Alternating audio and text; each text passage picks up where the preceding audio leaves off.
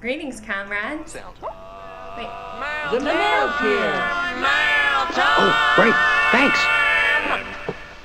Here's the mail, it never fails. It makes me want to wag my tail. When it comes, I want to wail. Mail! Don't sit there and judge like you weren't dancing along with me. We all know Blue's Clues was an excellent show. And I'm only talking about the Steve era here. We all know Joe was a poor imposter at best. And what is this with Steve going off to college? He took advice from talking salt and pepper shakers. I really don't think he's going to be able to write a paper calling into question the ideology of class. Anyway, it's mail time. I'm probably going to do mailbag day, like once a week, answering questions, unless someone gives me a question that could fill a whole video, in which case it'll be its own video. Maybe. I don't know. It seems like a good idea, but maybe no one will ask any more questions and this will be a one-time thing. Either way, it's exciting for all of us, isn't it? Okay, the first piece out of the mailbag is from 2 Day Off Vlogs, asking if I wanted to be part of his Vlog Every Day February team. Yeah. I mean, I don't know what that entails, but I'm down. Yeah. Sign me up. Moving on. Alright, the next one is from the 44th Hour. He asks, what are your thoughts on Batman? I'm in favor of him.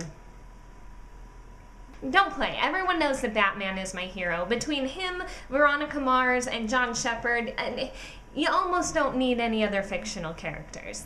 The thing is, I don't find Batman in and of himself a very interesting topic because he's the hero type, you know? I mean, a hero is a hero. Sure, Luke Skywalker and Batman / Bruce Wayne are very different people, but their core values and journeys are kind of the same.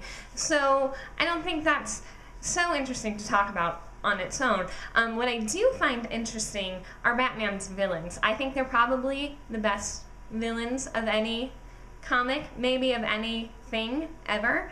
And I personally find villains far more interesting because our villains represent what we culturally are afraid of. And if you look back at literature, movies, television throughout history, you see the villains changing.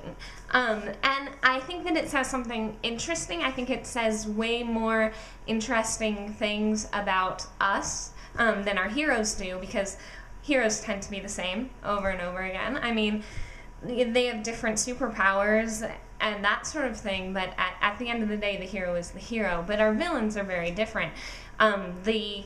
Even if you just look at the Joker, the original comic book conception versus the Dark Knight Joker, those are very different characters, very different portrayals. They are still the same core character, and I think represent the same things, but have definitely changed over time, and I think that's very interesting. I might do a video about supervillains, or villains in general, on their own. I did write a blog about it a couple of years ago, because I think it's a very interesting topic, so maybe that'll happen later this month. We'll see. Okay, our last one is from an anonymous submitter on Tumblr, and this person asks, what's it like to be on a collab channel with someone as sexy as Dan? I didn't just wink to be a creeper, there was really a winky emoticon at the end. But is Dan sexy? I mean, Dan certainly has many wonderful traits, but is sexy one of them? I don't really know, and I don't think that it would come into play even if you were, because Dan's not exactly my type, if you know what I'm saying. Let's just say I prefer Olivia Wilde to Oscar Wilde, though Oscar and I would be going to the same nightclubs. Alright, that's all we had in the mailbag today. I hope you all have a wonderful Thursday, and I will see you all again tomorrow.